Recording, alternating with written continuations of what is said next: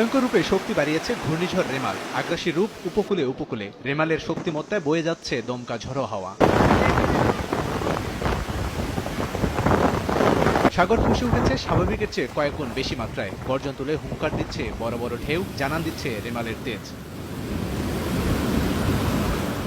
বাংলাদেশের উপকূলে বাতাসের প্রবল গতিবেগে লন্ডভন্ড পরিস্থিতি তৈরি হয়েছে উপকূলীয় এলাকাগুলোতে। ভারী থেকে অতি ভারী বৃষ্টিতে নাস্তানুবাদ অবস্থা। আগের যে অবস্থা, আগের থেকে প্রায় 2 থেকে 2.5 ফুট পানি বৃদ্ধি পেয়েছে।